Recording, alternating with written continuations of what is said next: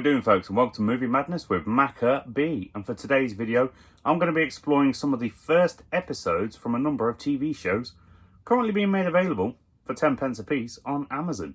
Now, you may wonder why I've chosen to do this. It's very simple. For me, and for a lot of people, including, I'd say, TV executives and things, the first episode of a TV series is the one that draws you in.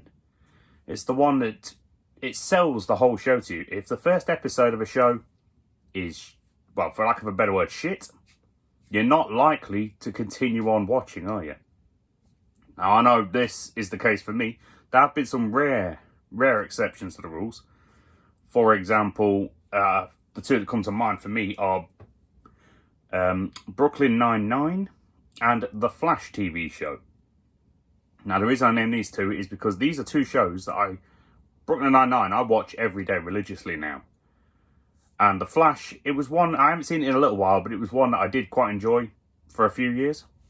But the reason I mention these is because the first episodes, when I first saw them, did not entice me. Like, for example, when I saw Brooklyn Nine-Nine the first time, I don't know what it is, but I saw that first episode on E4, which is, for anyone not in the UK, that is a British television network. And I don't know, I was not impressed. I thought it looked tacky and shit. Just want to say, that's not my opinion now. That is just how it was when I first saw it. And as a result of that, it was a while before I gave the show another go. But I have found that sometimes what's crap the first time, or first viewing should I say, actually has a chance to progress and can actually be something decent. The Halloween 2018 movie, for example, first time I saw that, completely wrote it off as nothing more than Jamie Lee Curtis playing a paranoid granny, for example. Now I've watched it two or three more times, and while I admit it's still not the absolute best Halloween film, it's still watchable. Anyhow, let's get back to this particular video.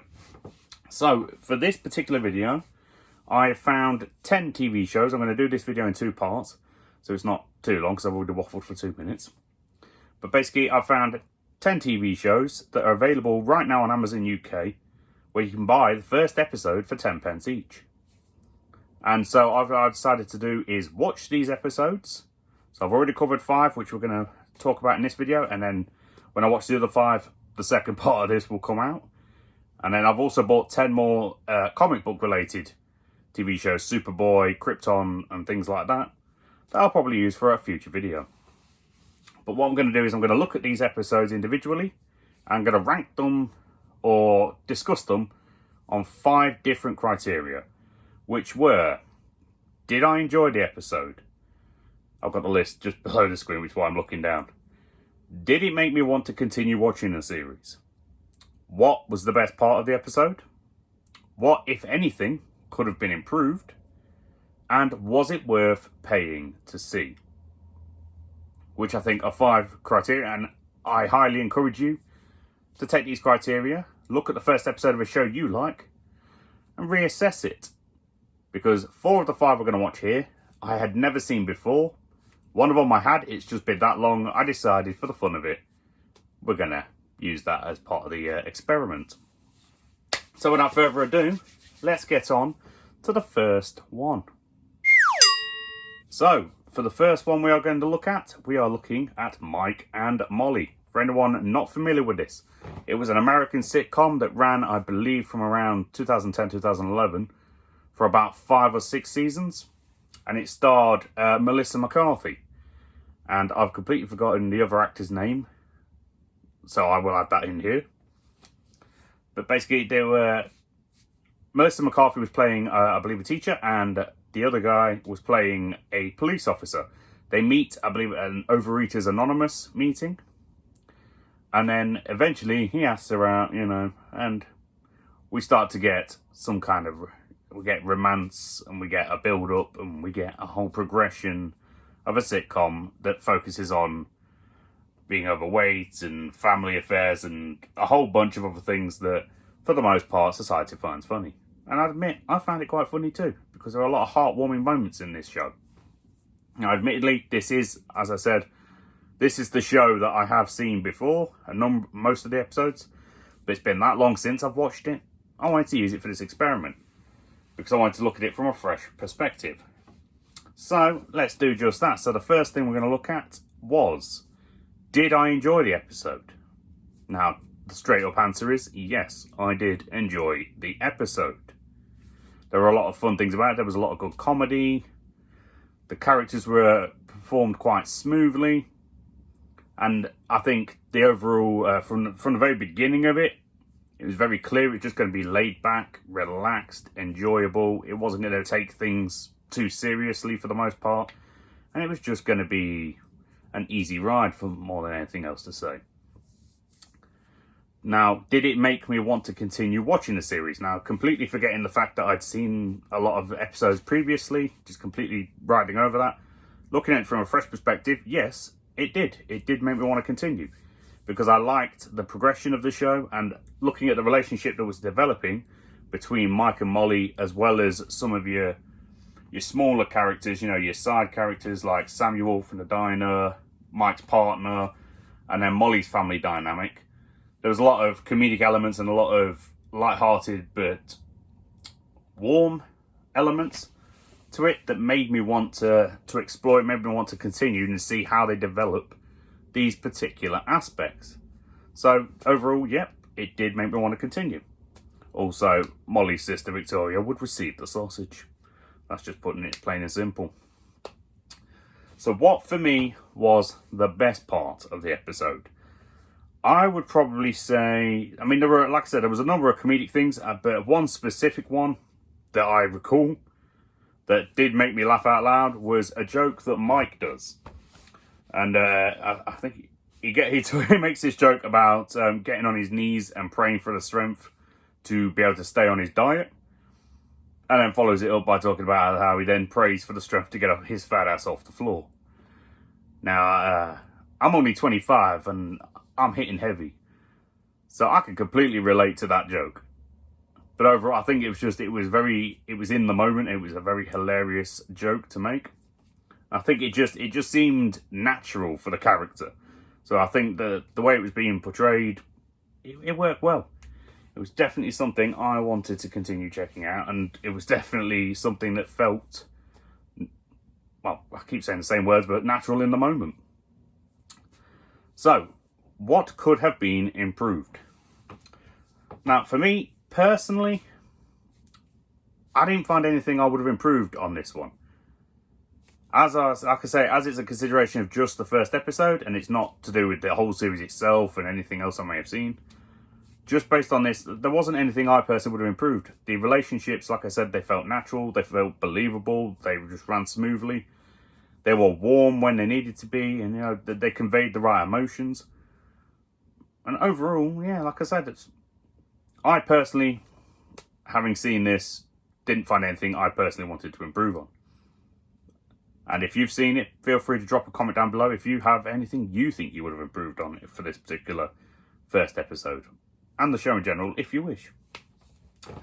So the final question that we are analysing for this one. Was it worth paying to see? Now for me, for the sake of 10p on this occasion, definitely worth paying to see because it gave me a chance to relive my entertainment for the show. And my enjoyment, because I've been hoping to find this show somewhere else anyway. Unfortunately, I haven't been able to find it for free. And streaming online is, well, illegally.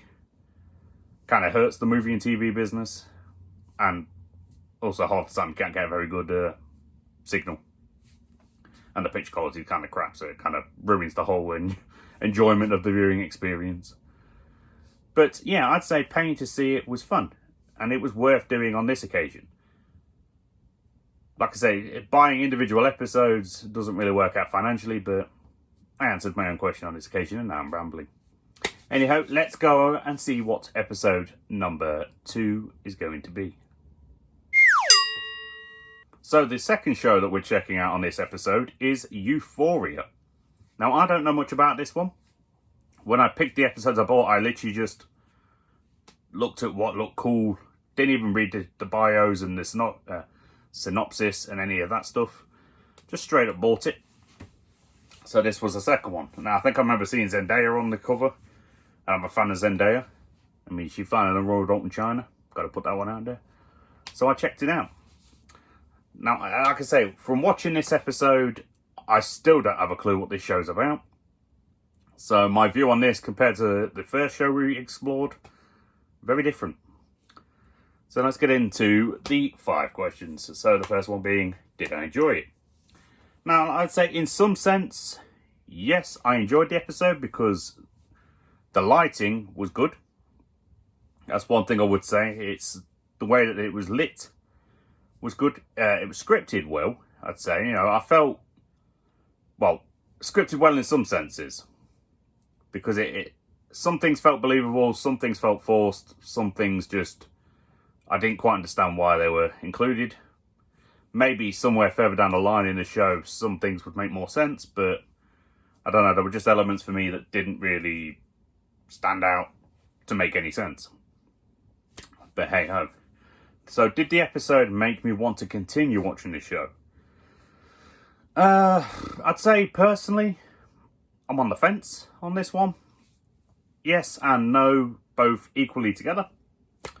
I'd say it conveyed a dark tone that I found somewhat intriguing, and it did make me curious about, like Zendaya's drug dependency in this show. Because that's, for anyone that hasn't seen it, just a slight spoiler, is that she has like a drug addiction. Why she is so addicted to drugs, I don't think the show has. It's definitely we're going to have explored, no doubt, further in the show. But in the first episode, it doesn't really give you the answer straight away.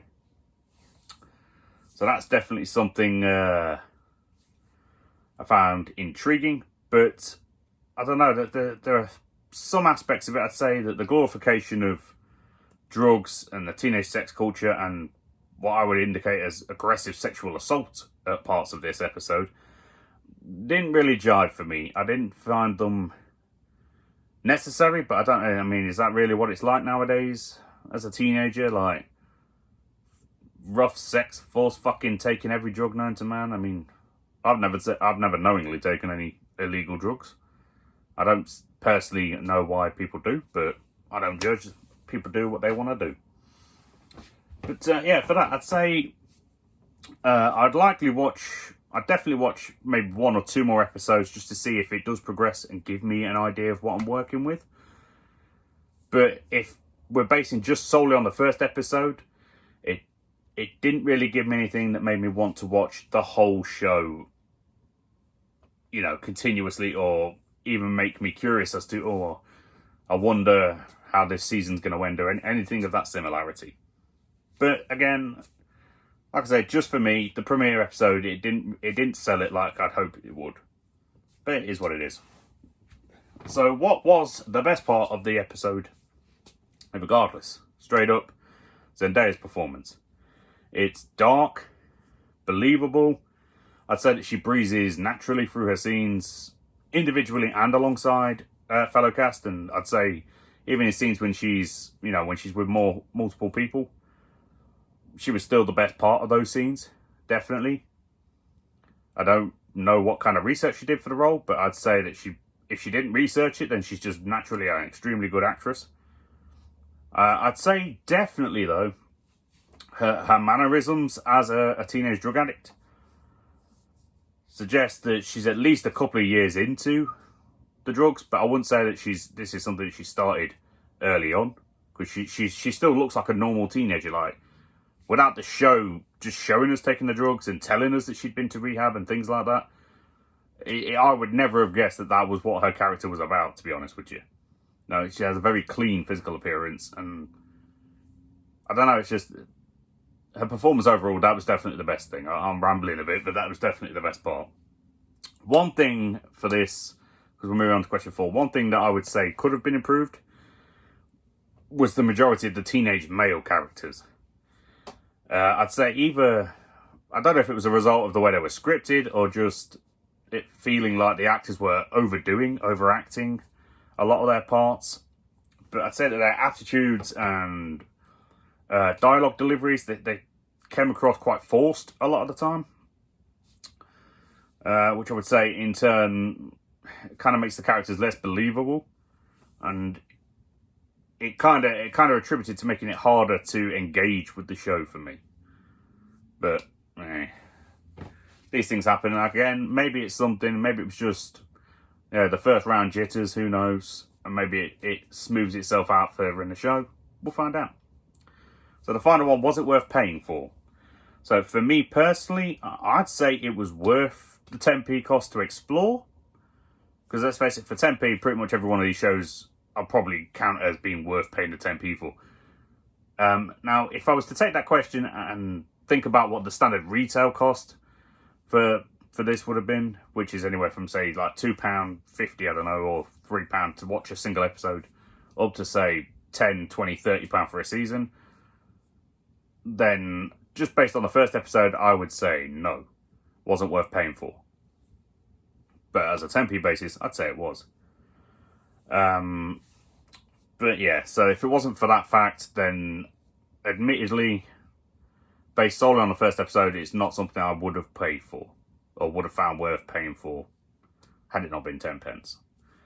But that is the risk that we take, and that is, if you don't give it a go, you'll never know. So let's go and find out what I'm looking at for number 3. Okay, so for number 3, I'm checking out The Plot Against America.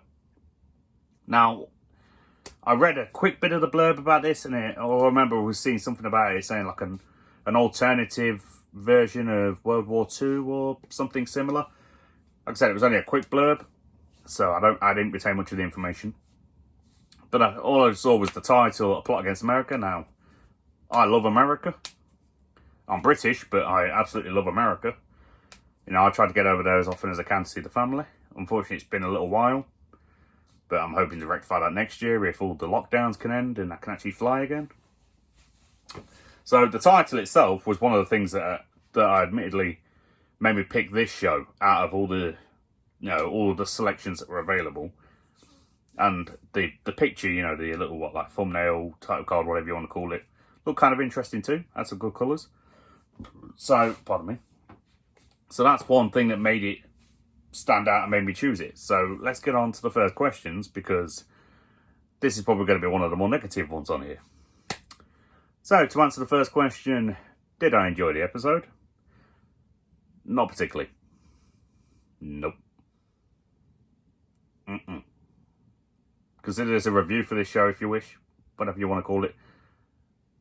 But not a damn thing of interest happens in this show. Or at least this episode. I mean, yeah, literally not a damn thing of interest for me. It tries to do some whole controversy thing with some theft and some other stuff, and something to do with, I think it was it Taft or whoever the hell the president was during World War II. But I don't know, this is just my opinion. That's the whole point of this, just my opinion. But I didn't find a single interesting thing. I kind of had to force myself to get to the end of the episode. I kind of want to turn it off halfway through, but just for the interest of fairness, I wanted to watch the whole thing. So I think that kind of also answers question number 2 of whether or not the episode made me want to continue the series. Nope. Definitely not. Not in a million years. Honestly, not a single thing takes place to entice me, and honestly, not a single thing even hinted at there being anything interesting or eventful or any kind of surprise plots unfolding. Anything of that aspect, to be honest. Yeah. So the third question, what's the best part? It was hard to pick a best part. But if I have to be completely honest, and if I have to pick something, I would probably say the attention to detail regarding the era. So the costumes, the props, the set design. I don't have a massive knowledge of, the 1930s, 1940s. This was set in 41 or 44, I think, something like that. So I don't have a massive knowledge. It's just basically what we learn at school, a little bit of internet research, that kind of thing. But I would say if I was going to pick the best part, it seemed to me fairly accurate. So they seem to have at least done their research on the era that they're basing the show in, which is obviously always a positive. Because it'd be kind of hard to try and tell someone you were doing a show in, I don't know, say 1920s, and then have them turn up wearing a bloody powder blue jumpsuit or something. It's not going to fit. So that is the one credit I will give this show, is that. And one other small credit is it has Winona Ryder. I like Winona Ryder. I like her in Stranger Things. I liked her in Beetlejuice. I've liked her in a few things there. Edward Scissorhands, she was good in that one too. So yeah, I like having that star power. Should help the show. But based on the first episode, it didn't, because she wasn't in much of a part. Like, I think she was playing like an aunt to one of the characters or something. And she had an affair with some geezer, but I don't know. They didn't flush her out as anything other than just more like a background extra or just another body with some dialogue to fill some scenes. But hey, what can you do about it? So, question number 4. What could have been improved? Looking at my notes, the first thing I said, and I still agree with, was literally everything. I'd say the slow performances, they were going nowhere. The lack of plot points or even indication anything remotely interesting was happening or was going to happen, aside from anything that we know was in some sort of relation to World War II. Like, to be completely honest, without having read that synopsis, I wouldn't have even known that information. Like, literally, without having read it was something World War II related, I would have just watched this and just assumed, just watched it and be like, okay, so we're in the 1940s. Okay, yep. Okay, what, is someone going to die here? Is there a plot? It says plot against America. Like, what's the plot? What's happening? Nothing in the show would have indicated that without having read beforehand. So as a result, moving on to the 5th question, it definitely 100% not worth paying for. Like, again, that, other than the fact it was 10p to try it, even then I'm starting to think I overpaid a bit, to be honest. But these are just the things that we work with. Like, honestly, they'd be better off just making the show, like Prime, just having put it out for free. Or, well, not for free, obviously, but part of your Prime subscription, instead of charging you to see it. Because I can't see this show making much money in terms of people paying to rent or buy it. But again, like I said, that's just my personal opinion. That's my personal view on the matter. Other people might see it and find it instantly enticing. And that's the beauty of having differing opinions. Some people are going to love things, some people are going to hate things. So, like, for example, let's just put this one out there. Star Wars The Phantom Menace, my favourite Star Wars. Now, I will put clear, I've only actually seen 4 Star Wars all the way through. But that was my favourite of them all. Some people think Phantom Menace was the worst one. We can have differing opinions. It's okay. It is perfectly fine to do so. And that's the point we're going to make here. Anyway, I've waffled on long enough. Let's get on to see what the next one is. So, the 4th one we're going to check out is The Newsroom.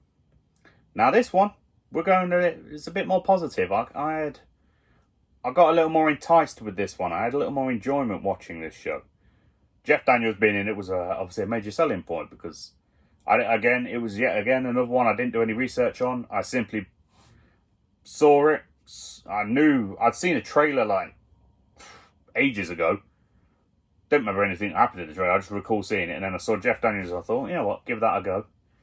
It's 10p. What's the worst that can happen? Let's check it out. And so I did. So let's get on with the fun questions for this one, because this show, just a quick recap, it's about Jeff Daniels. He make hella money, and it started pretty interestingly. He was on some sort of a panel. And he started seeing some random woman in the audience, who obviously we find out later in the episode who she was. But basically, they're trying to talk about, America's the greatest, America's this, America's perfect, everything. Which I love America, but if you love something, you've got to be able to admit its faults. And that is exactly what Jeff Daniels did. With some statistics. And he was painted to make it look like he'd had a mental breakdown or some shit. When really, all he did was speak his mind. It was quite Speaks on a social level, because that seems to be what it is nowadays. If you don't agree with someone, they try and silence you, or they try and discredit you, even when you're stating hard, cold facts. Which is something, but this isn't a political channel, so we're not going to get into that crap. Even if Trump did deserve to lose. Anyway, so let's get into these 5 questions. So the first one, did I enjoy the episode? Yes. Yes, I did. I found it engaging, and I found it drew me in. There was a lot of interesting plot points. I liked it. It got, within at least halfway through the episode, it instantly got down to the action of what we now know the show is going to be like. Because after doing a little research, finding out every episode's about something, or most, if not every episode, is about real life things, just in their fictionalized world and how they've covered it. So it got about halfway in the episode to do that. But I liked that for the first half, before we got to the main event, how it built up. We actually got some character development. We got to learn some things. We got to really engage and feel like we were part of that world. And a lot of shows, at least more recently, don't seem to want to do that. So I'm glad that this show did. I'm glad it invested a bit of time to help us learn about the characters and help us engage and help us, well, enjoy what we were about to see. So the second one, did it make me want to continue watching the show? Yes, it did. It made me want to continue. Jeff Daniels, he showed some great abilities in a serious role, which I quite enjoyed.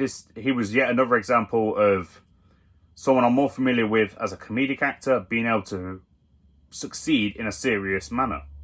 Now, I had seen him in some serious roles before, like Speed. It was comedic, but it was also serious at the same time.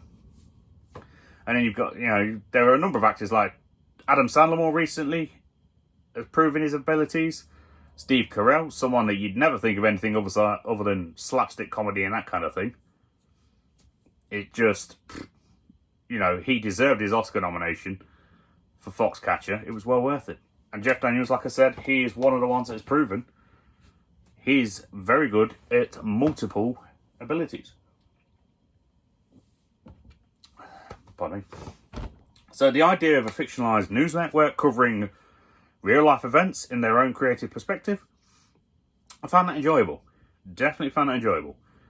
And I think the collective performances that we got from this episode, they not only were they relatable and enjoyable to watch, I think that they gave a fairly accurate depiction of what I assume a newsroom workplace to be like. I mean, it seemed, with everything going on in the world, and especially when you get a hard-hitting news story hitting, I'd say it's probably, I'd have to imagine it's quite chaotic in that kind of environment, and it showed pretty well.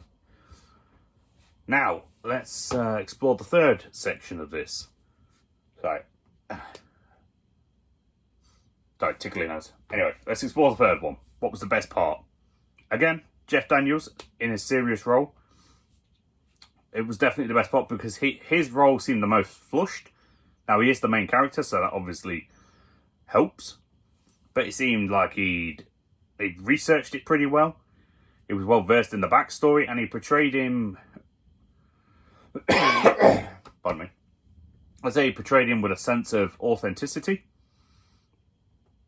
And the idea of his team not being very well, of his team not liking him very well and him not realising, I'd say that's very relatable. I think there's a lot of people that have an authoritative position in the real world. They seem to think they're the bee's knees, they're the dog's bollocks, or seem to think that they're more popular and more well versed amongst their co-workers than they actually are. So it's always a harsh reality when they realise they're not, but it's their own doing. And we do get a little bit of humility towards the end when he seems to make that realisation and actually tries to work at bettering the relationship and actually attempts to apologise, even though he does it to the wrong control room. Which again added a little bit of needed humour towards the end of the episode after such a serious coverage. But I think, that was definitely the best part. Also, I liked the whole taking real life events and, taking their spin on what happens and showing that. That was definitely something for me that worked quite well. So I'd say what's something that could be improved on? Now, we're still sticking with Daniels because, as I said, I'm familiar with him in a comedic sense. Now, like I said, this is just my personal viewing because of that, I wouldn't have minded a little bit more light humour and occasional joke cracking or something similar to that. But again, I think that's more of a selfish improvement for me because the overall aesthetic of the show doesn't really portray that kind of sense and that kind of atmosphere. So realistically, I wouldn't expect it to do something like that.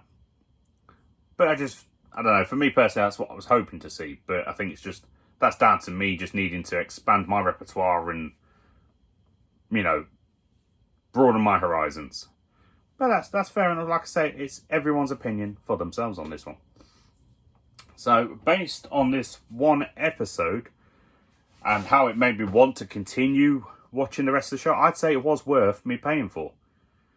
And I feel like, having watched this, I'd say it strikes me as a possibility the whole season would be worth paying for. Now, with the expensiveness or the expense of, digital downloads, expensive as hell, I'd more than likely say the whole first season on DVD and check it out that way, because you can pick it up on Amazon for probably, I don't know, say like £5, £10, £15, something like that. A lot cheaper, just buy it second hand, watch it on DVD. But overall, to answer my own question, yes, I would pay for this. It was worth it. I enjoyed it. So let's see what the fifth and final one in the first half of this little, series or experiment, whatever you want to call it, is looking like. Okay, so the fifth and final one we are looking at is Nip Tuck. Now, I'm going to be honest, this one completely surprised me, blew me out of the water. Not just for the action and the things that happen, but because I completely misunderstood what the show was about. Because when I picked this one, I was honestly just expecting it to be some sort of a new, or not new, but an old reality show about plastic surgery or something. I had no idea that not only was it not a reality show, but it was actually more going to focus on, like, drama. Like a tense drama kind of situation. So that alone surprised me. And that completely 180'd my entire viewing before I'd even, watched the show. Completely when I started watching, the first few minutes, it completely frazzled what I was going with. So I'm quite intrigued by this show. And so I want to get into the questions on this one. So the first one, did I enjoy it? Hell yeah. I very much enjoyed this. It was nothing like what I expected it to be. Like even when you get past and realise it's not a reality show and it is a scripted drama, the way it starts and the way it ends, completely different. It's like you can't even predict the way this show's going to twist.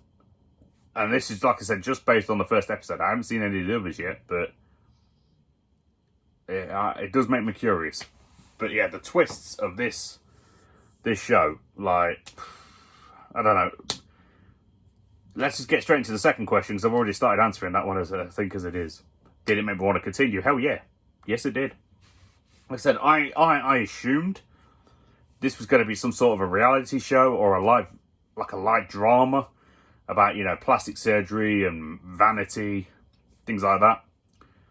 And it ends up doing a full 180 and ends up being a very dark drama. And it's full of midlife crisis, scandal, betrayal.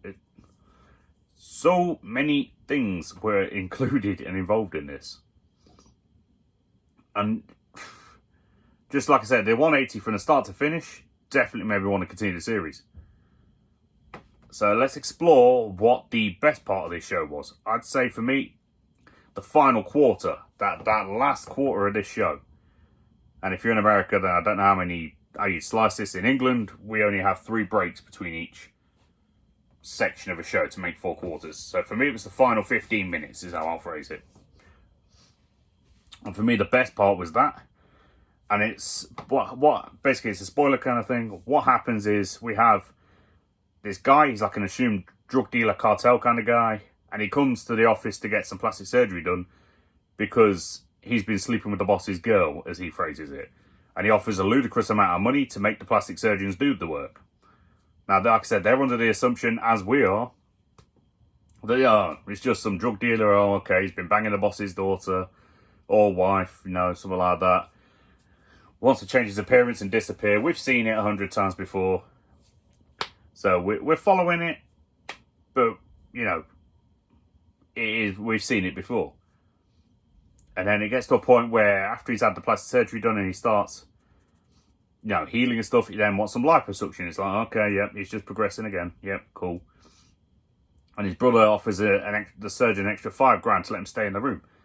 And we're thinking, okay, don't know why you're dropping 5Gs to stay in the room, but, you do you, girlfriend. But then it completely twists because the brother wanted to stay in the room for a very specific reason. So he could kill his own brother. He could murder the brother that's just had all the surgeries. And we're like, what the fuck? That's a twist. But that wasn't the biggest twist. We find out why he wants to murder him. Turns out the boss's girl is a literal girl. I'm talking squidgies. I'm talking, this motherfucker on the table got what he deserved. Sorry to darken the mood like that, but that's just how it is. And I think the way that they twist it like that was not something I was expecting coming into this show. So that, again, that immediately enticed me. That immediately gripped me. And I was like, that started to make me think, what the hell's going on here? But then it's what happens after that as well that's something that makes me want to continue the show. Because then when the cartel leader comes in and finds that the guy he's been searching for was murdered and then takes his brother away, it's down to the two plastic surgeons to somehow dispose of the body. The guy that's just been murdered in their surgery room. Which they then go and buy 12 hams, or gammons as we call it in England, I think, tie it to the guy's body, his dead body, and then feed him to an alligator. All of this in one episode just makes me want to know what. Because this show lasted about 7 years, so they must have some really good plot lines and stories and everything going on here. So I was massively intrigued by that. I really was. Oof, got a little out of breath trying to keep up with all that. So what could have been increased or improved upon here? I'd say the pacing of the show, definitely. The first half, it had some interest peaked, but it was playing real slow. And it was taking its time to get to anything good. Thinking back on it, it was trying to build a bit of backstory for us. But I don't know, it wasn't building the most interesting elements of backstories. It was just picking bits and bobs, a little bit of marriage, a little bit of life, and it wasn't really taking the elements that we most wanted to see. Which is the risk that we have to take. But hey ho, these things happen. But I definitely say the pacing is something that it could have hit the mark a little quicker. Is probably the best way to phrase it. But other than that, there wasn't really much that I would have increased on. I think, or that could have been improved on. The rest of it was fairly solid for me, which quite enjoyable. And final question, was it worth paying for? Again, like with the last one, and with all of these, paying the 10p was worth it, definitely. And like with the last one, if I can't find this show for free on or included in a streaming service I'm already paying for, then I could definitely say I'd be interested in buying 1 or 2 box sets and exploring the show, buying them cheap and whatnot, but exploring the show outside of the digital and seeing how it progresses and seeing if the rest of the seasons can match up and stay on par with how the first season was. So this is definitely a recommendation. So let's just cap this whole thing off. Out of all 5 of these, I would say that the recommendations, the ones I would say you might enjoy, depending upon what your tastes are definitely Nip Tuck, definitely Mike and Molly, and definitely the Newsroom, I reckon. Euphoria, possible. Like I said, it just depends on what you're into. I would likely watch 1 or 2 more episodes just to see if it does progress, but at this moment in time, it's not one I'm highly recommending. And as for The Plot Against America, I just flat out recommend you avoid that show completely. Because, for lack of a better word, it was shit. But hey ho, these were just 5 of the 10 that I've checked out. Check back soon for another episode if you're interested and just want to skip through just to get a few opinions on them. I don't recall what the next 5 shows actually were, so it's going to be just as fun for me making as it will be hopefully for you watching. So until next time, stay safe, have a good day, enjoy the YouTube life, enjoy everything in life, let's be honest, and check out my other videos. I have about 200 and God knows what 10-second movie reviews on here, and I'm trying to get some more content out there. Movie reviews, great, but eventually I'm going to run out of them. I've got a few hundred left, but eventually I'm going to run out of them. So I have started doing, what was it, like trailer reviews. Did a couple of them recently. Feel free to check them out. And if there's anything that you would like to see, anything you think I might enjoy making, or you'd enjoy seeing me do on this channel, drop it in the comments below. As you can tell, I'm working out the kinks. I'm still figuring out what I'm doing with this. But I'm having fun doing so. So, everybody have a good day, good night, good evening, good whatever the hell it is, wherever you are when you're watching this. And I'll see you in the next one.